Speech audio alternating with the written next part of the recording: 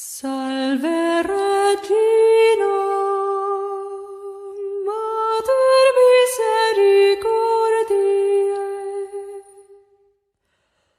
vita dulcedo et spes nostra salve.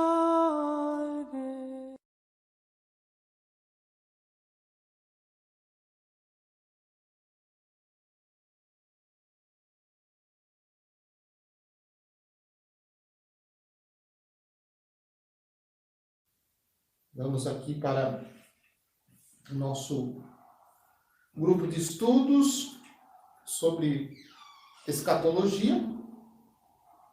Esta será, nessa série, o nosso último encontro sobre escatologia, a partir do Catecismo da Igreja Católica. Esse livrinho, olha só, esse livrinho fininho, né, que você pode acompanhar aí conosco, a partir do número 1042, como nós dissemos no último encontro. Então, vamos fazendo esse nosso estudo, aprofundando a nossa fé, revendo algumas coisas importantes que nós só passamos no último encontro. Então, queremos aprofundar um pouquinho mais esse assunto. É assunto empolgante, né? Eu gosto e tem muita coisa que a gente ainda não viu, que não deu tempo da gente ver aqui, mas que com certeza deve ter aberto também outras possibilidades para a gente continuar estudando. Ao término desse estudo, acredito que nós temos um pontapé inicial e a gente pode continuar estudando, aprofundando esse tema. Vamos fazer a nossa costumeira oração, pedir a Deus que nos ilumine, para que a gente possa, então, seguir em frente com esses nossos estudos. Em nome do Pai, do Filho e do Espírito Santo. Amém. Vinde, Espírito Santo, enchei os corações dos vossos fiéis, acendei neles o fogo do vosso amor, enviai o vosso Espírito, e tudo será criado, e renovareis a face da terra. Oremos ao Deus que instruíste os corações dos vossos fiéis, com a luz do Espírito Santo, fazer que apreciemos retamente todas as coisas, segundo o mesmo Espírito, e gozemos sempre da sua consolação, por Cristo Senhor nosso. Amém. Maria, Mãe de Deus e da Igreja, rogai por nós. Em nome do Pai, do Filho e do Espírito Santo. Amém. Muito bem, então vamos aqui dando início ao nossa noite de estudos, né? Continuando a partir do número 1042. Eu vou citar algumas frases, como eu fiz no último encontro, assim a gente repassa de novo esses números que a gente leu já, e a gente faz alguns comentários sobre esta realidade, dentro daquilo que está no Catecismo da Igreja. A esperança final, né? A esperança de novo céu e de nova terra. A esperança dos novos céus e da nova terra. Esse tópico aí é o número 6, né? Tópico 6 do Catecismo da Igreja Católica, número 1042. Na página 10, para quem está com a apostila.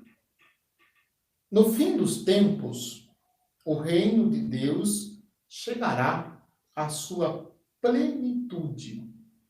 Essa é uma expressão muito bonita para a gente observar. Quando a gente diz plenitude, a gente poderia dizer perfeitamente, ele estará terminado. Né? Terminado não no sentido de que ele acabou, no sentido de fim, mas terminado no sentido da sua finalidade. É como se nós disséssemos assim, a obra de Deus está perfeitamente concluída, né? Dizendo dessa maneira. Então, no fim dos tempos, o reino de Deus chegará à sua plenitude.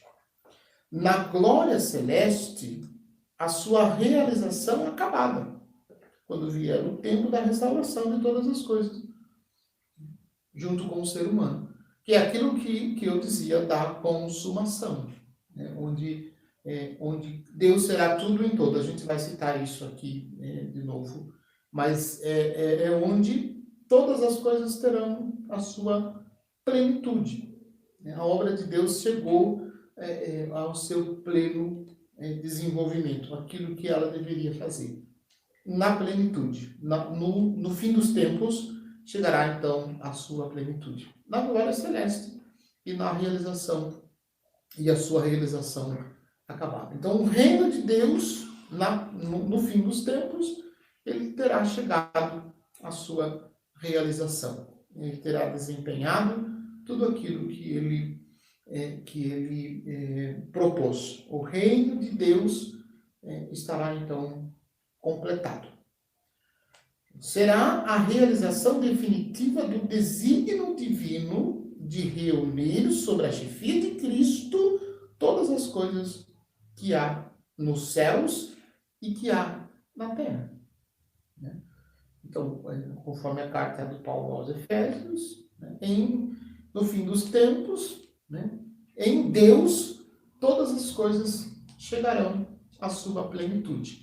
Olha que forte essa expressão. Todas as coisas chegarão à sua plenitude. Em Jesus, no fim dos tempos. Então, terá realizado de forma definitiva o desígnio divino de reunir todas as coisas e todas as pessoas, e também o universo, como nós vamos citar mais adiante. Tudo reunido em Jesus. Como nós dissemos, como a gente diz, pode dizer isso de outra maneira. Ele é o fim último de todas as coisas. E todas as coisas terão a sua subsistência, como diz também na carta aos Colossenses, em Jesus. É o princípio e o fim de tudo. Nele, com ele, por ele, tudo começou. Nele, por ele e com ele, tudo chegará ao seu fim, no fim dos tempos. Neste mundo novo, número 1044, neste mundo novo, a Jerusalém Celeste, Deus terá a sua morada entre os homens. Deus terá a sua morada entre os homens. Porque os homens estarão totalmente em Deus. Os homens estarão totalmente em Deus. Por isso, em Deus, teremos então a realização plena, o fim último de todas as coisas. De todas as coisas. Nós estamos aqui fazendo alguns testes e não sei se nosso áudio está chegando aí perfeitamente para você que está nos acompanhando. Se não está, fique em paz, não fique nervoso, essas coisas de tecnologia acontecem. Então, o número 1044, nós comentávamos, neste mundo novo, a Jerusalém Celeste, Deus terá a sua morada entre os homens. Terá a sua morada entre os homens porque os homens estarão em Deus. Em Deus. Por meio de Jesus, pela mediação de Jesus. Desde que os homens não tenham cometido o pecado mortal. Então, estarão em Deus. Por isso, Deus terá a sua morada entre os homens. Número 1045. Para o homem, esta consumação será a realização final da unidade do gênero humano, querida por Deus desde a criação. Então, na consumação, ou no fim do mundo, no fim dos tempos, melhor dizendo, no fim dos tempos, esta consumação será realizada, como diz o texto do 1045, na unidade final do gênero humano, querida por Deus desde a criação. Isto é, pelo qual Deus criou o ser humano, no fim dos tempos, o motivo pelo qual Deus criou o ser humano estará, então, na sua plenitude. Chegará à sua plenitude. E da qual a igreja peregrina era como que sacramento. Então, enquanto vivemos aqui neste mundo, unidos na igreja e unidos em Cristo, experimentamos esta realidade que vai ser concretizada no fim dos tempos. E aí, depois desse momento, então, no fim dos tempos, não mais será preciso o auxílio da igreja, porque a igreja toda estará reunida em Deus por Jesus Cristo. Então, não mais será atingida pelo pecado e nem pelas manchas. Nesta consumação, no fim dos tempos, não mais teremos pecado. O pecado não nos atingirá mais. Nós não cometeremos mais pecados. Né? Parece óbvio, mas é uma realidade desafiadora. Né? Por quê? Porque todas as coisas, então, serão consumadas, né, em Jesus. Nós seremos tudo, Jesus será tudo em nós. E nós viveremos esta unidade perfeita em Deus, onde não existirá mais, então, o pecado e nem as manchas, nem as consequências do pecado, porque já estaremos verdadeiramente purificados de todos os pecados. Isso que nós meditamos lá no número 1045. O padre está aqui resumindo, recordando aquilo que nós já vimos no estudo anterior. Depois, 1046, sabemos que toda criatura geme ainda agora e sofre dores de parto, dores da maternidade, esperando a gloriosa manifestação dos filhos de Deus. Dos filhos de Deus. Então, este momento do fim dos tempos, todo o sofrimento, né, da natureza, todo o sofrimento desta realidade vai desaparecer. Né? Todas as lágrimas desaparecerão. O Senhor enxugará todas as nossas lágrimas. Né? Como a gente reza na oração eucarística, número 3, para a comissa com as crianças. No seu reino, ninguém mais vai sofrer, ninguém mais vai chorar, ninguém mais vai ficar triste. Então, essa consumação em Jesus de toda essa realidade material e humana que nós vivemos e também escravizados pelo pecado. A fim de que o próprio mundo, restaurado no seu estado primitivo, esteja sem mais nenhum obstáculo ao serviço dos justos.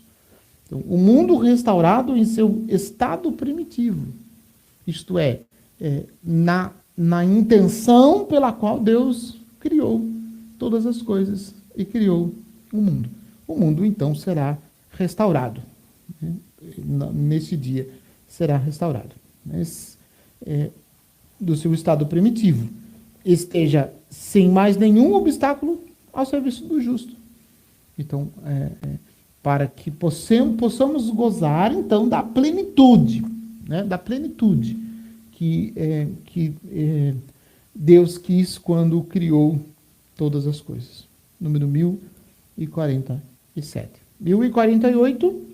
Ignoramos o tempo em que a Terra e a humanidade atingirão a sua plenitude. Quando será isso? Que dia? Que horas? Nós não sabemos.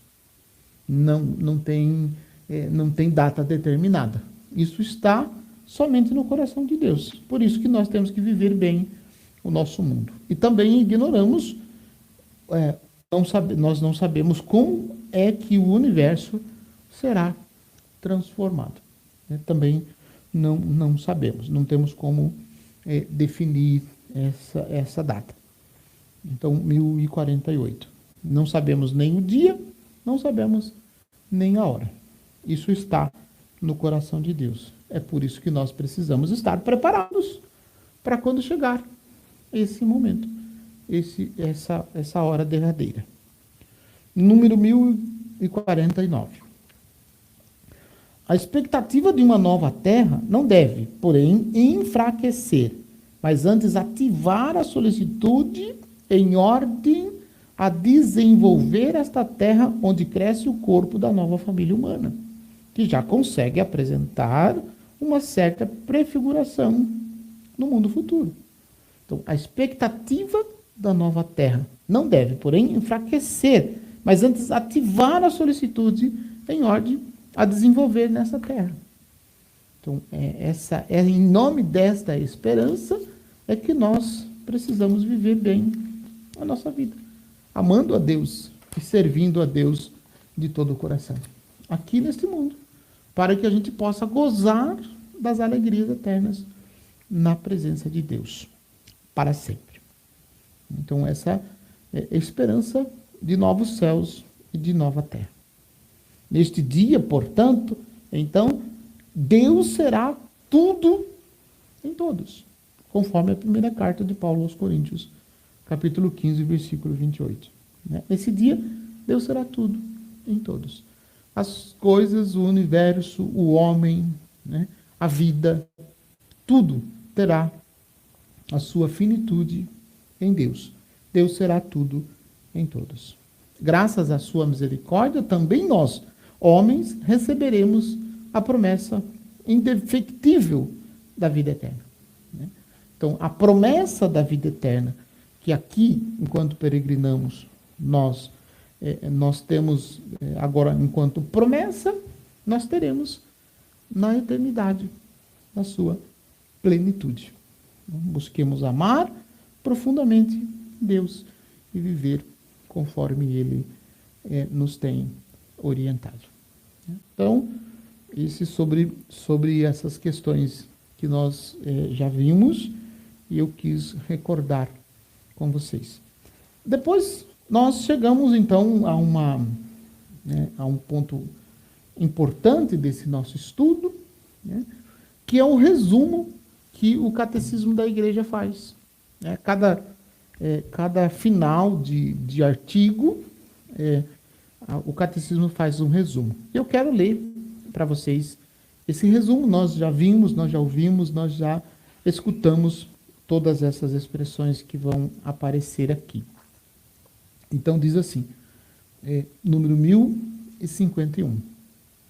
Ao morrer, cada homem recebe na sua alma imortal a sua retribuição, num juízo particular, feito por Cristo, juízo dos vivos e dos mortos.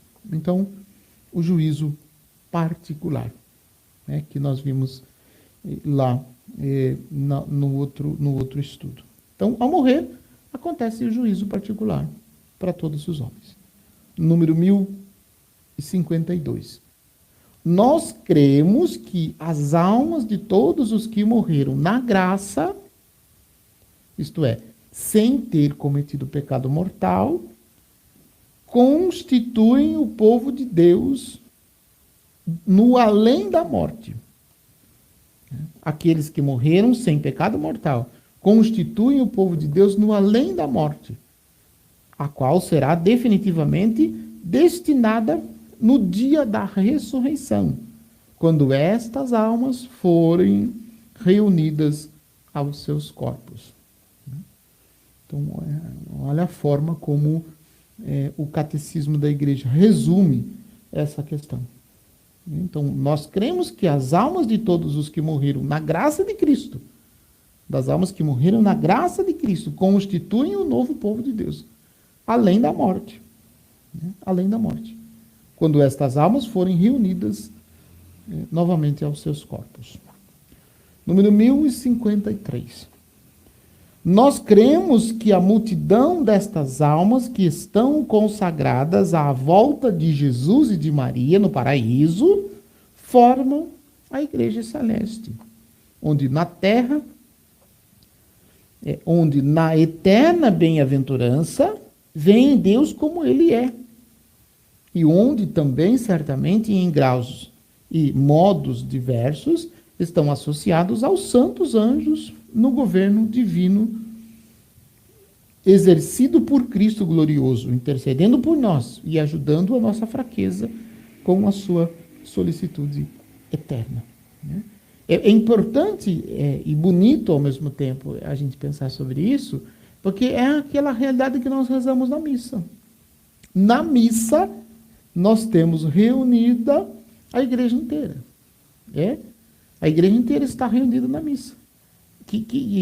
Como assim a igreja inteira? A igreja inteira, no sentido, a igreja caminhante, que somos nós, que estamos aqui ainda peregrinando nesse mundo, as almas dos fiéis defuntos que estão no purgatório, né, que é a igreja purgante, que a gente pode dizer, né, a igreja que está em processo de purificação para ver Deus face a face, e a igreja que está na glória, aqueles que morreram sem pecado mortal, que já contemplam a glória de Deus. Então, nós temos essa realidade presente na missa. Toda missa que nós participamos, nós temos a igreja, a unidade da igreja inteira vivendo em torno de Cristo. Isso é possível em função de Cristo. Não é em função da igreja ou em função das pessoas, mas é em função de Cristo. Cristo presente na igreja. Ele pode unir, né, e ele é o ponto de unidade entre a igreja inteira. Então, a igreja caminhante, né, a igreja padecente, que padece no purgatório, não seria uma palavra correta, padecente, mas é a única palavra que me vem à mente. E a igreja triunfante, né, a igreja que já contempla a glória de Deus. Então, formam a igreja celeste, onde na eterna bem-aventurança vem Deus como Ele é. Vem Deus como Ele é, na glória eterna. Certamente em graus e modos diversos. Estão associados aos santos anjos no governo divino exercido por Cristo glorioso, intercedendo por nós e ajudando a nossa fraqueza com a sua solicitude fraterna. Bonito isso. E esta é a esperança e a nossa fé. Depois, número 1054. Os que morreram na graça e amizade de Deus, mas imperfeitamente purificados, embora seguros de sua salvação eterna, sofrem depois da morte uma purificação, a fim de obterem a santidade necessária para entrar na alegria de Deus. Então, é a definição de purgatório. Então, os que morreram na graça e amizade de Deus, mas imperfeitamente purificados, isto é, que morreram sem pecado mortal, né, vão então passar este tempo, que é um tempo na misericórdia de Deus, no amor de Deus, como a gente reza naquela oração do Espírito Santo, acendei neles o fogo do vosso amor, né, este fogo purificador, que a igreja chama então de purgatório. Número 1055. Em virtude da comunhão dos santos, a igreja encomenda os defuntos à misericórdia de Deus e oferece em seu favor sufrágios, em particular o santo sacrifício eucarístico. Né? Então, a fé da igreja nos leva a rezar pelos nossos falecidos na esperança de que eles estejam no purgatório. Né? Então, a igreja sempre ensinou os seus fiéis a esta devoção. Número 1056. Seguindo o exemplo de Cristo, a igreja adverte os fiéis da triste e lamentável realidade da morte eterna, que chamamos de inferno. Então, o inferno é a morte eterna. E se morrermos em pecados, e aqueles que morreram em pecado mortal, que não deu tempo de se confessar, que não deu tempo de reparar esses pecados, né, irão para o inferno. Né? É que nós estamos dizendo que não é nós que estamos mandando alguém para o inferno. E também não é Deus quem manda ninguém para o inferno, como também não é o diabo quem manda. Né? Então, as atitudes, se morrer em pecado mortal, né, terá como consequência o inferno. Então, é preciso buscar a conversão, o arrependimento dos nossos pecados. Né? Número 1057. A pena principal do inferno consiste na separação eterna de Deus, o único em quem o homem pode encontrar a vida e a felicidade para que foi criado, e às quais aspira. Então, a pena principal do inferno consiste na separação eterna de Deus. É triste a gente pensar na possibilidade de estar eternamente separado de Deus. E esta realidade, apesar de ser triste, ela existe. Chama-se inferno. E se nós rejeitamos a graça de Deus e vivemos de mãos dadas com o pecado e não consideramos que exista pecado mortal e nem mesmo que exista inferno, né? Nós não podemos querer, no final de tudo, a gente querer estar com Deus. Então, é um processo que a gente precisa tomar consciência disso. A gente precisa ensinar, fazer catequeses, fazer pregações, fazer exortações sobre isso. De novo. Não para colocar medo, mas para despertar a consciência. Né? Porque o pecado da ignorância, como diz o profeta Amós, né? O meu povo padece por falta de conhecimento. Então, nós não podemos padecer por falta de conhecimento. Mas nós precisamos entrar, então, nessa certeza e nesse ambiente. É preciso aprofundar, é preciso refletir. Né? É esta a minha intenção de fazer esse estudo aqui com vocês. 1058. A igreja ora para que ninguém se perca. A igreja não quer que ninguém se perca. E a oração da igreja é: Senhor, não permitais que eu me separe de vós. É uma oração que a gente reza quando a gente está preparando a missa. Né? Não permitais que eu me separe de vós. É um pedido, né? E ao mesmo tempo uma profissão de fé. Sendo verdade que ninguém se pode salvar-se a si mesmo, também é verdade que Deus quer que todos se salvem. E que a Ele tudo é possível. Então, Deus quer que todo mundo se salve. Todos irão se salvar? É diferente. E os que não se salvarem, não será por culpa de Deus, ou não será responsabilidade de Deus a não salvação daqueles que se perderem. Mas por quê? Porque durante a vida fizeram escolhas que os afastaram de Deus. E este afastamento de Deus é a morte eterna. Esse distanciamento de Deus, eternamente afastado, né, é o inferno. A morte eterna que nós não podemos permitir. Então a igreja não quer que ninguém se perca. Nem mesmo Deus quer que alguém se perca. Ele quer salvar a todos. Mas nem todos conseguirão. Porque muitos levam essas coisas à brincadeira.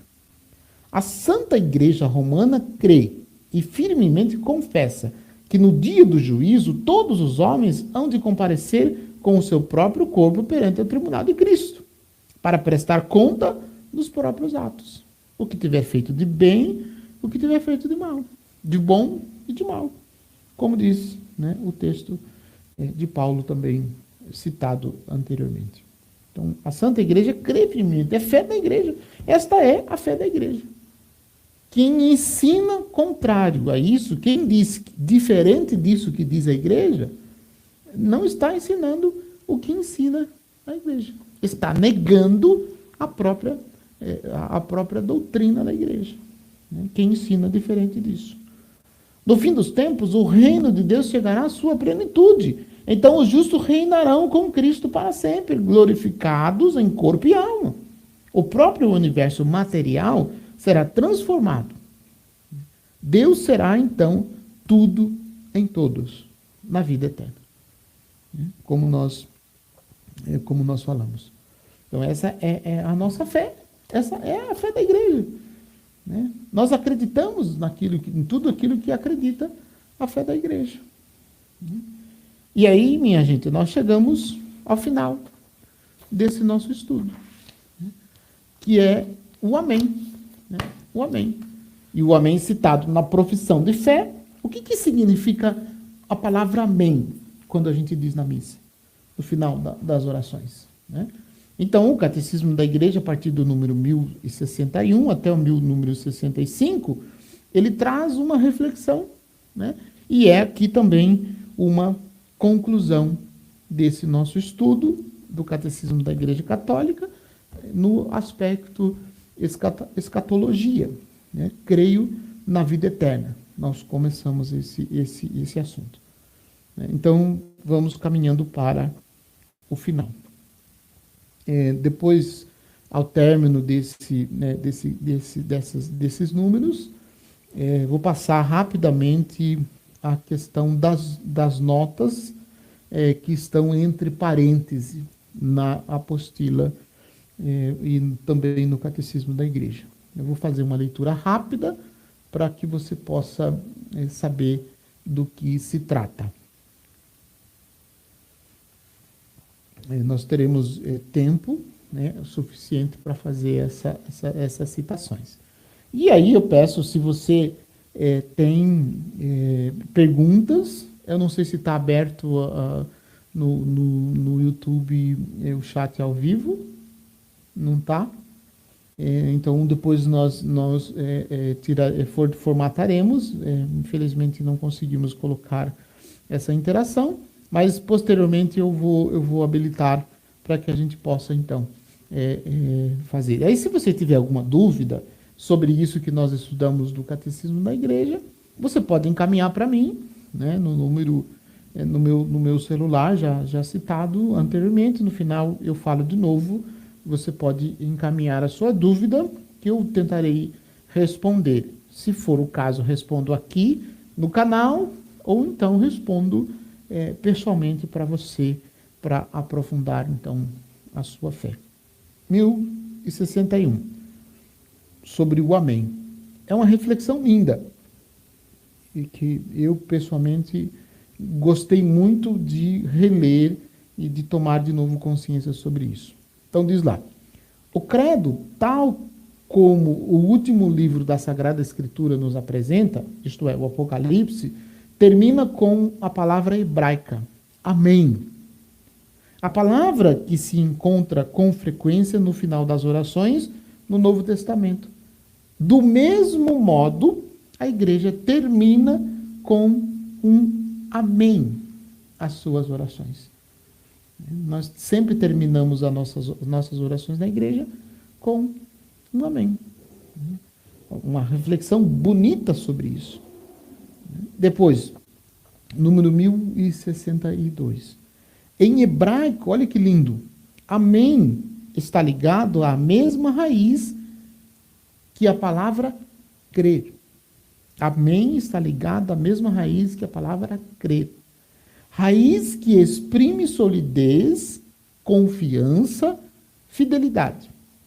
Assim se compreende por que é que o amém se pode dizer tanto fidelidade de Deus para conosco, como nossa confiança nele. Olha que impressionante isso. Então, este significado profundo do amém, que pode se dizer tanto da fidelidade de Deus. Quando a gente diz amém, nós estamos recordando a nós mesmos da fidelidade de Deus para conosco, né? E também estamos manifestando, na mesma expressão, a nossa confiança em Deus. Por isso o amém precisa ser respondido, né? E aqui um parêntese, por isso que quando o amém, né, o grande amém da missa, que é aquele amém que a gente canta normalmente, deve ser cantado depois da doxologia, né, é o amém que deve estremecer as paredes da igreja. Quando o padre reza ou canta, por Cristo, com Cristo e em Cristo, a vós, Deus Pai Todo-Poderoso, na unidade do Espírito Santo, toda a honra e toda a glória, agora e para sempre. Né? Este amém, né? Este é o grande amém da missa, que deve ser cantado a ponto de estremecer as paredes da igreja. Por quê? Porque manifesta a fidelidade de Deus e a nossa confiança em Deus. Né? E é por isso que eu sempre cobro nas minhas missas, né, quando o povo responde amém, fraquinho, xoxo, como se não tivesse nem na missa. Né? Um amém distante, né, que não traduz a fé, que não traduz o momento que está se vivendo. Então é o amém de confiança em Deus. É o amém da fidelidade de Deus. E que deve ser cantado e vivido de forma intensa. Né? Então fica aí essa meditação, essa reflexão. Número 1063. No profeta Isaías encontramos a expressão Deus de verdade. Literalmente, Deus do amém. Quer dizer, o Deus fiel às suas promessas. Todo aquele que desejar ser abençoado sobre a terra deve desejar sê-lo pelo Deus fiel, pelo Deus do amém. Isaías 65:16. Nosso Senhor emprega frequentemente a palavra amém, por vezes sobre forma redobrada, para sublimar a confiança que deve inspirar a sua doutrina e a sua autoridade, fundada na verdade de Deus. Fundada na verdade de Deus. Então, nosso Senhor emprega frequentemente a palavra amém. Por vezes redobrada, diz o texto, para sublinhar a confiança. E deve inspirar a sua doutrina e a sua autoridade, que é baseada na verdade de Deus. Portanto, o amém final do credo, da profissão de fé, retoma a confiança. Portanto, a palavra com que começa, creio, crer é dizer amém às palavras, às promessas, aos mandamentos de Deus. É fiar-se totalmente naquele que é o amém, de infinito amor e de perfeita fidelidade. A vida cristã de cada dia será, então, o amém ao creio da profissão de fé do nosso batismo. Olha que coisa impressionante isso. Número 1064. Repito esse número. O amém final do credo retoma a confiança. Portanto, a palavra com que começa, creio, crer é dizer amém às palavras, às promessas, aos mandamentos de Deus. Então, eu posso concluir dizendo que se nós dizemos amém, mais ou menos, é como se a gente dissesse o nosso sim a Deus, mais ou menos. É como se nós reconhecêssemos mais ou menos a nossa confiança em Deus. É como se a gente não confiasse em Deus. É como se a gente não confiasse na fidelidade de Deus. Quando a gente responde amém, quando a gente reza o amém de forma simplesmente para concluir uma oração. Então, ele deve estar com esta confiança, com essa esperança, com essa realidade profunda desse significado que aqui está escrito.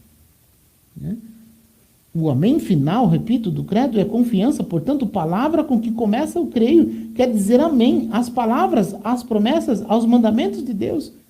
É fiar-se totalmente naquele que é o amém, o de infinito amor e perfeita fidelidade. Então, a vida cristã nossa de cada dia deve ser o amém, ao creio da profissão de fé que fizemos no batismo. Aí tem uma citação aqui que eu acho muito bonita. Que o teu símbolo seja para ti como um espelho. Revele-te nele, para ver se creres tudo quanto dizes crer. E alegra-te todos os dias da tua fé.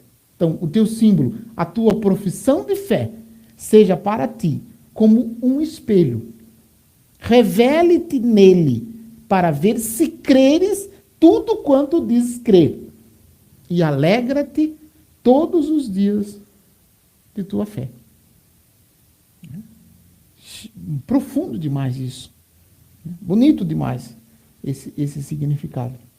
E que muitas vezes a gente não presta atenção.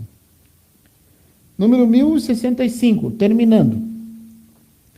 O próprio Jesus Cristo é o amém do Apocalipse. Apocalipse 3,14. É o amém definitivo do amor do Pai para conosco. Assume e leva ao bom termo o nosso amém ao Pai. E é que de todas as promessas, Deus encontra nele um sim. Deste modo, por seu intermédio, nós dizemos amém a Deus, a fim de lhe darmos glória, segundo 2 Coríntios 1:20. Por Cristo, com Cristo e em Cristo, a vós, Deus Pai Todo-Poderoso, na unidade do Espírito Santo, toda a honra e toda a glória, agora e para sempre. Amém. Amém. É esta a expressão. E é uma expressão que está no Catecismo da Igreja Católica. Então, quando você voltar para a igreja, onde for cantado o amém da missa, nada de dizer amém, amémzinho xoxo, frouxo, fraquinho. Mas um amém com esta confiança, lembrando da fidelidade de Deus e da confiança que nós temos nele e que nós devíamos ter nele e a partir dele. É ou não é extraordinário isso? Como consequência, então, desse nosso estudo, né? Nós chegamos ao final. Esse amém terminado assim, dessa forma, então, o nosso estudo, né? Espero ter ajudado você a repensar a sua fé, a viver a sua relação com Deus de uma forma mais profunda, mais significativa, valorizando cada vez mais a sua fé e a sua espiritualidade. Este é o caminho que nós todos devemos percorrer, né? Que aquilo que nós não conseguimos traduzir aqui em palavras nesse nosso grupo de estudos, que o Espírito Santo complete no seu coração aquilo que faltou pela incompetência desse que vos fala. Que o Espírito Santo complete em seu coração e na sua vida esta realidade que nós acabamos de meditar. Como eu prometi, então vamos lá para a explicação das notas, esses números que estão entre parênteses. Você pode ver que na sua apostila, a partir do número 988, também no Catecismo da Igreja, tem alguns números que estão entre parênteses. Por exemplo, lá, o número 989 tem entre parênteses o número 558. Esse número 558, na nota, significa que é uma citação que está no Evangelho de João, capítulo 6, versículos de 39 ao 40. Então, é a nota 558 do Catecismo da Igreja, citando o Evangelho de João. Depois, aí tem os números, então agora você já sabe o porquê desses números entre parênteses. Depois, nós temos o número 559. 559, lá na página 2 de quem está com a apostila. Então, o número 559 é referente a uma nota de citação que está na 1 Tessalonicenses 4,14, 1 Coríntios 6,14, 2 Coríntios 4,14, Filipenses 3, de 10 a 11. Então, a nota está lá citada, 559. Depois, 560, né, também citação, Gênesis 6:3, Salmo, e assim por diante. Né, 560. Depois, 561, uma citação de Tertuliano, sobre a ressurreição dos mortos. Está lá a citação. Veja que não é simplesmente algo inventado, mas os próprios padres da igreja já refletiam sobre isso. Né? Aí, isso 561, anota, né? Nota 561. E assim por diante, né? Vai seguindo, aí você vai vendo as citações, 562, né? Citando Macabeus, Daniel, 563, citando Atos dos Apóstolos, 564, citando o Evangelho de João, capítulo 11, versículo 24, 565, né, citando João, capítulo 5, versículo 24, 25, depois o capítulo 6, versículo 40, e assim por diante, 65, 67, 68, 69, 70, 71, 72, tudo citações bíblicas, né, que vai fazendo essa referência. Depois, 573, tem uma citação, 573 tem uma citação de Santo Agostinho, né, um texto muito bonito de Santo Agostinho, está aí também identificado. Né? Depois, 574, 575, o Concílio de Trento, né? Segundo Denzig, citado aí o número também, 801. Né? Depois, 577, cita Santo Irineu de Leão, contra as heresias, né? O número do livro, também citado na Sacro Santo Concílio. Depois, 578, o Concílio Vaticano II, na Constituição Dogmática Lumen Gentium, citado também o número, 578. Depois, 579, citação de Filipenses, 580 também citação de Filipenses. Né? Depois, 581, Paulo VI, e assim vai. Né? 581, Paulo VI, 582, o Concílio Vaticano II, Gaudium et Spes, número 18, 583, e vai citando. Depois, 586, Concílio de Trento, onde está no Concílio de Trento essa citação, né? E 587, 588, Concílio Vaticano II, Gaudium et Spes, né?